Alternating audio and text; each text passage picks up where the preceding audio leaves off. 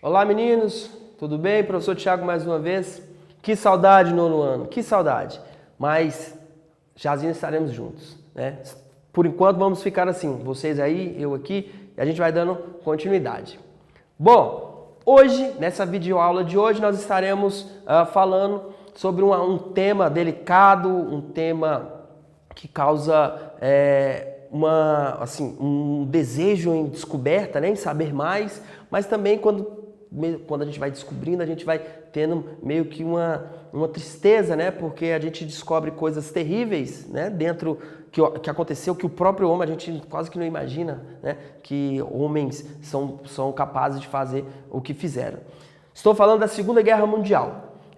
Nós sabemos que a Segunda Guerra Mundial teve vários acontecimentos que marcaram a humanidade.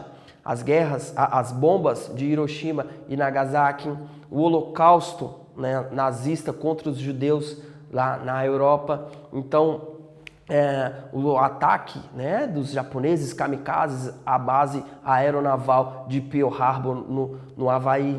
Então, nós temos vários assuntos, alguns mais delicados, outros menos, mas nós vamos dar aí continuidade à nossa aula sobre esse assunto, sobre o assunto Segunda Guerra Mundial. Bom, como a gente tem um costume, né, a gente precisa saber o que antecede ao acontecimento. Ou seja, o que acontecia no mundo antes da guerra. Nós sabemos que o mundo, nesse momento, vive um período conturbadíssimo, né? Nós tivemos a crise financeira, né? O crash da Bolsa de Valores de 1929, que desestabilizou o mundo inteiro, né? Nós temos a guerra civil espanhola, que foi um teste, né? Vamos dizer assim, para a Segunda Guerra Mundial, que é quando alemães e italianos testam todas as suas armas que eles tinham naquele momento dentro da guerra civil espanhola. Nós temos uma tentativa fracassada da Liga das Nações, ou seja, a ONU, de controlar os ânimos, né? Na verdade, a Liga das Nações nesse momento ainda não é a ONU, mas vai ser, né, o primórdio da ONU que nós conhecemos hoje, que é a Organização das Nações Unidas. Então a Liga das Nações foi criada no intuito de controlar, de manter a paz mundial, de fazer esse jogo de acalmar os ânimos. Olha, acabou a Primeira Guerra Mundial, a Liga das Nações foi criada para que uma outra guerra não surgisse, não fosse criada.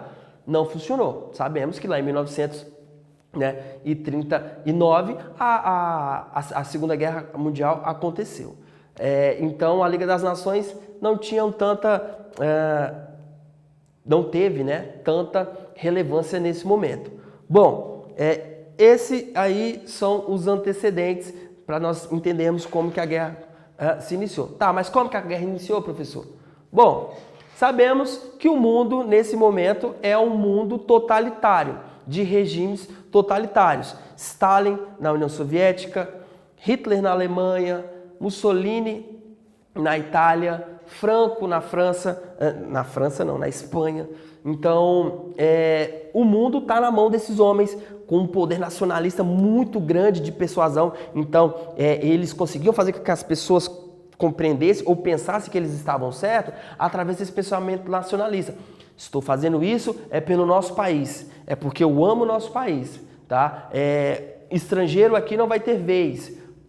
Somos nós que devemos mostrar aos estrangeiros como que eles devem agir. Então esse poder nacionalista totalitário na mão desses ditadores estava muito grande nesse momento. Então um dos motivos que a guerra começou, para fazer com que a guerra começasse, que era essa ideia de poder centralizador, né, de poder dentro da mão de cada um. Então Hitler havia feito um acordo com Stalin, né, um acordo de não agressão. Olha só, vocês não nos atacam, que nós não atacaremos vocês, beleza? Então vocês ficam aí, que nós vamos ficar aqui. Só que Hitler não aguentou Hitler não aguentou, porque, na verdade, o mundo estava com a ideia de segurar, né? Ou de não permitir o avanço do socialismo mundo afora. Então, o mundo estava com esse temor do crescimento do socialismo. Não sabiam eles, né, que o nazismo que estava crescendo ia ser muito pior. Então, Hitler já havia assumido o poder, né, já era chanceler na Alemanha, e aí ele resolve invadir a Polônia. Então, a Alemanha, né, munida desse sentimento nacionalista, né, desse pensamento controlador de Hitler, se uniu à Itália de Mussolini e ao Japão e criaram, né, esse eixo Roma-Tóquio-Berlim, ou Roma-Berlim, né? Então, ali já começou a ter uma criação de uma liga, né, de uma aliança entre Itália, Japão e Alemanha. Então, a Alemanha, né, já havia falado para vocês, que teve esse acordo, né, de não agressão com a União Soviética, ficou conhecido como Pacto Germânico-Soviético, de não agressão, só que o Hitler não aguenta, cara, o Hitler não aguentou, e aí ele invadiu o território soviético, e aí foi o estopim para o início da Segunda Guerra. Eu vou sentar aqui que eu vou passando uns slides para vocês, e a gente vai trabalhando através dos slides, que também será lançado aí na tela. Bom, aqui é uma charge, tá, de Stalin e de Hitler, né? Boa piada, ninguém conhece as nossas intenções, hein? É verdade, nem nós. E cada um com um papel na mão, né? Com uma faca, né? Como fosse cada um preparado para fazer o que fosse preciso para manter o poder. Então, lá em 1º de setembro de 1939, Hitler anexou a Polônia à Alemanha. Nós vamos ver que no final da guerra vai surgir, a Alemanha vai ser obrigada a devolver os territórios, né, vai ficar humilhada e eles vão devolver uma faixa de terra, né, que vai ficar conhecido como o corredor polonês, né, que era um corredor que ligava os territórios, que devolvia esses territórios à Polônia. Foi um corredor, foi justamente o território que tinha sido anexado pela Alemanha. Tá? Em 3 de setembro, então, engraçado que a guerra começa em 1º de setembro de 1939 e ela termina em 2 de setembro de 1956. Então, a guerra durou 6 anos e 1 dia.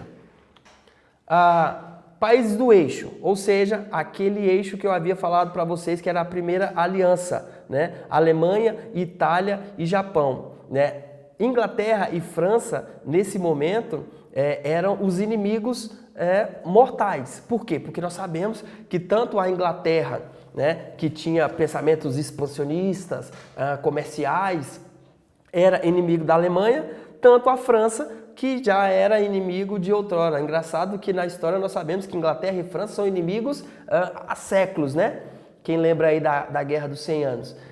Quem lembra aí da disputa das colônias, das 13 colônias inglesas na América? Então, a Alemanha e a França sempre foram inimigos, mas nesse momento eles tinham um inimigo comum, um inimigo maior. Não é que eles eram amiguinhos, mas eles tinham um inimigo maior, que era a Alemanha, que era o nazismo, né? Que era o fascismo da Itália. Então, e nesse momento aqui, quando a guerra inicia, eles dão uma primeira visão. Assim como na Primeira Guerra, que teve as duas fases, fase de movimento e a fase de trincheira, a Segunda Guerra também teve um modelo, né, que para a primeira fase da guerra, que foi a Guerra Relâmpago, ou seja, você vai, ataca de uma vez, sem que o inimigo espere, um ataque sorrateiro, um ataque às escondidas, e faz um ataque, destrói o que você puder e depois retorna, depois recua, né? Então essa é a primeira fase que acontece, e nessas guerras relâmpagos a Alemanha conquista Dinamarca, Bélgica, Noruega, Holanda, né, os Países Baixos, e eles vão anexando. Podem perceber aí que a luta, né, nesse momento, ela tá restrita a esse cantinho aqui, onde tem as bombinhas aí, ó, os estouros de bomba. né? Nós vamos ver que depois ela vai sendo interiorizada, vai sendo diferente a seguida, né? Vamos lá. Após essas conquistas, conquistar aqueles territórios que nós falamos lá, Hitler resolve atacar a capital inglesa, né?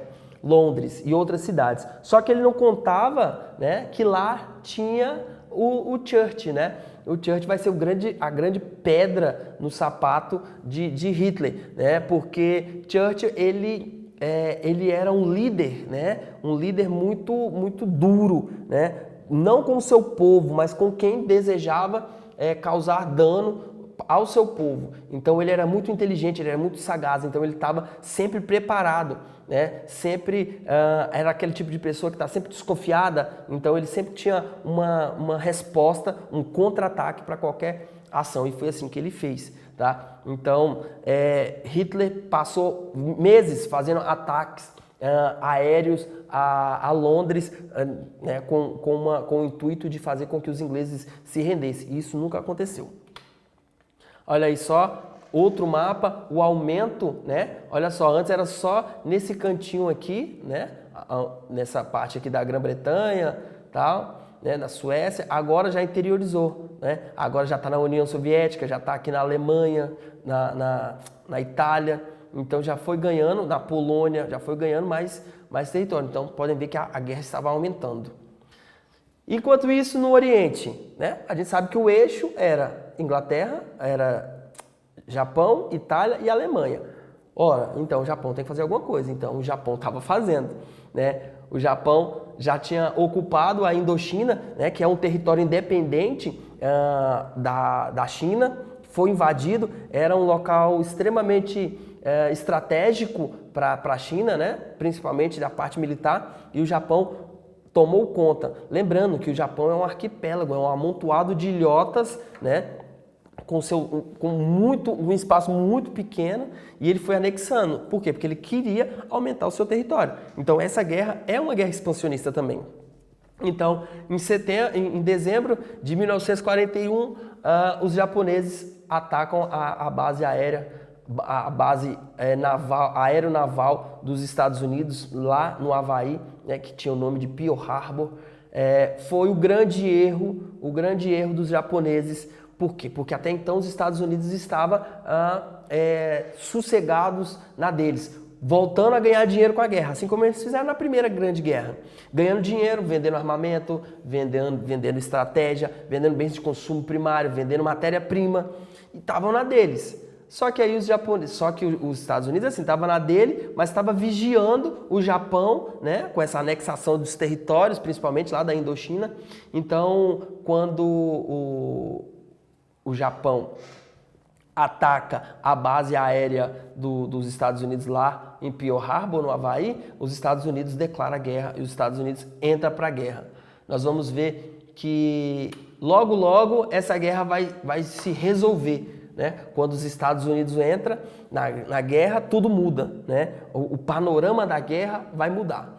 Então, em dezembro, né, no outro dia após o ataque, o então presidente Roosevelt, ele já queria entrar na guerra há mais tempo, só que o Congresso Nacional não permitia, né? O parlamento americano, estadunidense, não permitia, porque eles já sabiam o estrago que a guerra havia feito.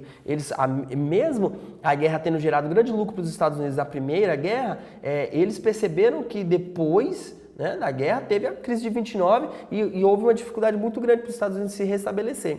Então eles estavam tentando frear ao máximo a entrada dos Estados Unidos à guerra. Então depois que o Japão atacou, aí já não havia mais como não permitir que Roosevelt assinasse a declaração de guerra aos países do eixo.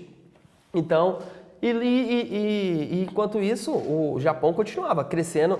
Até então, o Japão achava que os Estados Unidos estava na dele. Então, eles foram continuando a conquistar territórios. Singapura, Hong Kong, Indonésia, as Filipinas e mais outras áreas.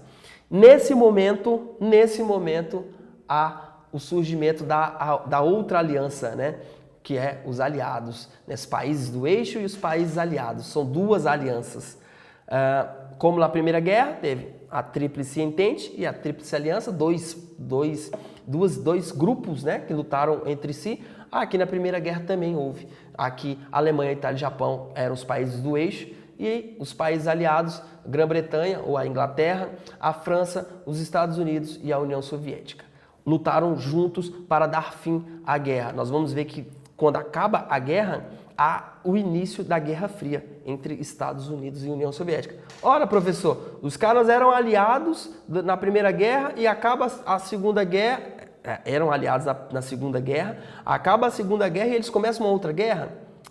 Só que essa guerra, a Guerra Fria, que nós ainda vamos trabalhar, é uma guerra ideológica, né? Nunca houve troca de tiros, nunca houve troca de bala, mas o mundo viveu um período de constante preocupação, de constante início ou não de uma guerra, né? Aquele sentimento, aquela angústia de não saber se ia ter ou não a guerra, porque havia ameaças a todo momento, tanto dos Estados Unidos quanto da União Soviética. Mas isso aí vai ser história para outro momento, né? Para outra aula.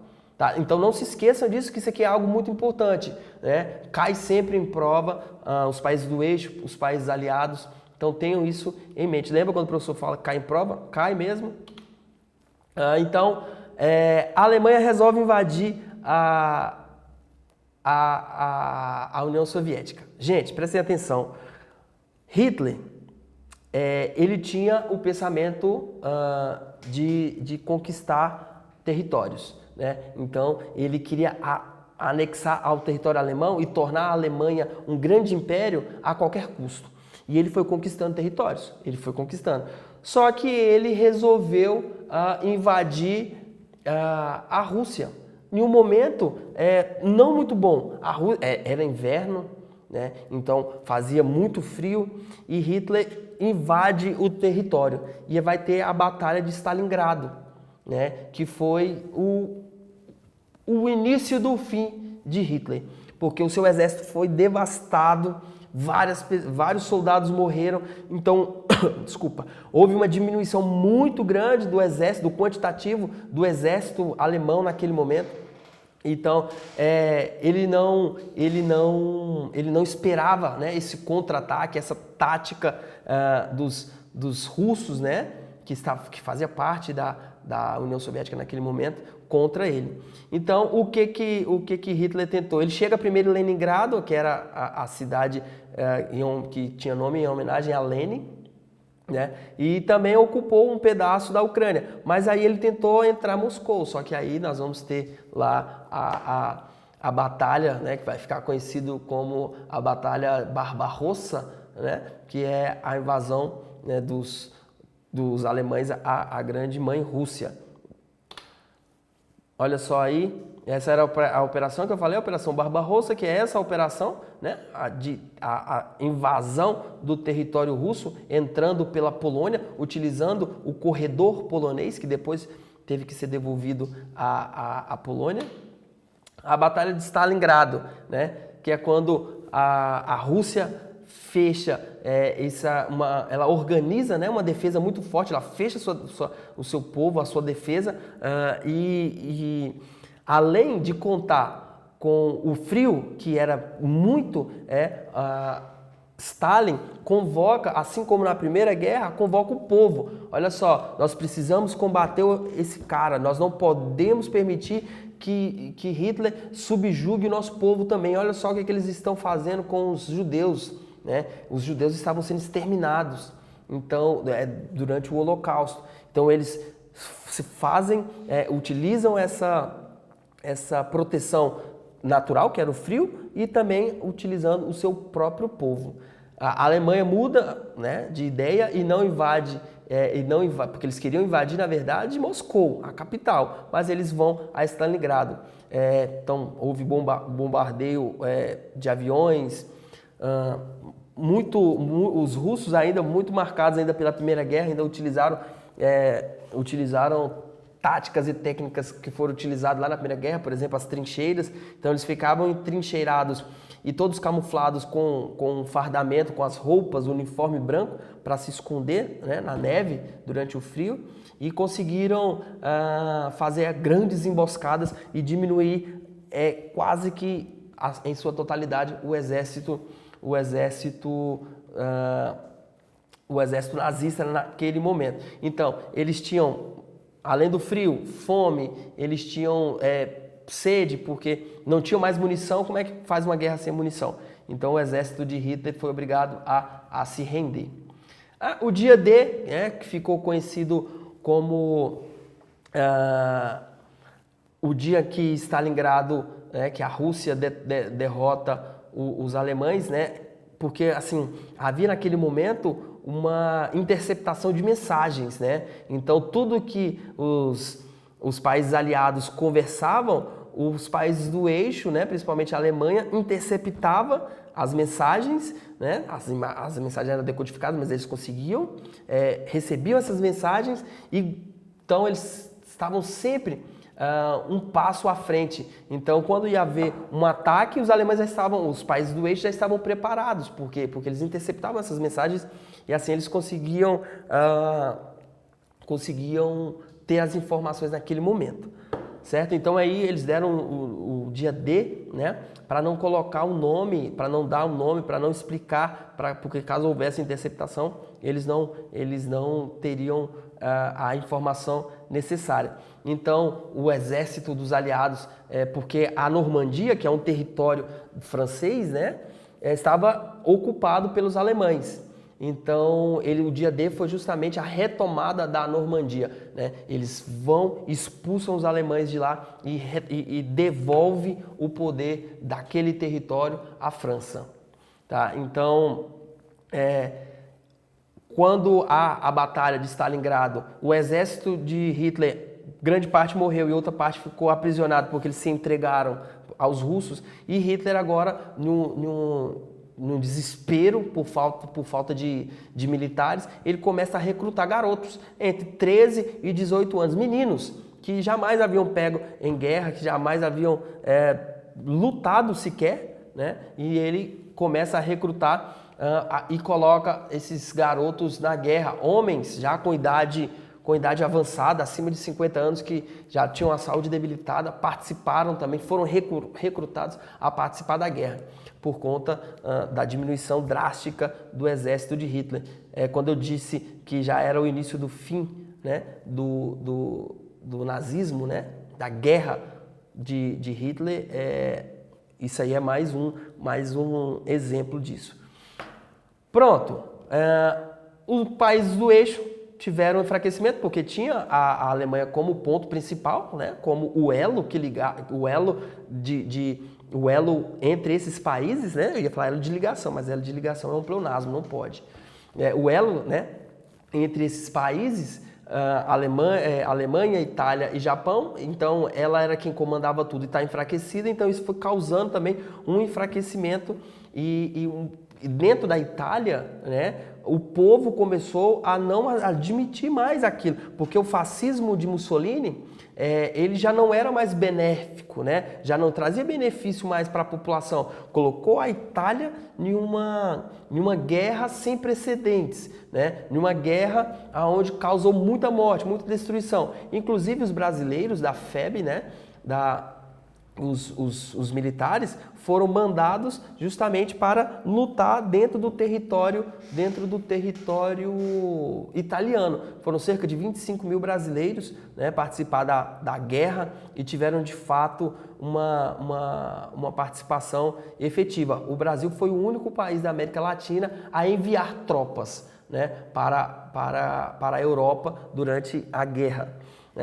Coragem, Lembrando que nesse momento o nosso presidente era Getúlio Vargas, que tinha alguns acordos com a Alemanha, tinha um carinho muito grande com Mussolini, com as ideias de Mussolini, então ele tinha uma tendência para participar dos países do eixo, mas os Estados Unidos bateu o pé e falou: calma aí, Getúlio, ou você se decide, porque Getúlio fazia acordos com os países do eixo e fazia acordo com os países aliados. Então, ou você decide, meu amigo, ou você é eixo ou você é aliado, você não tem como ficar no meio.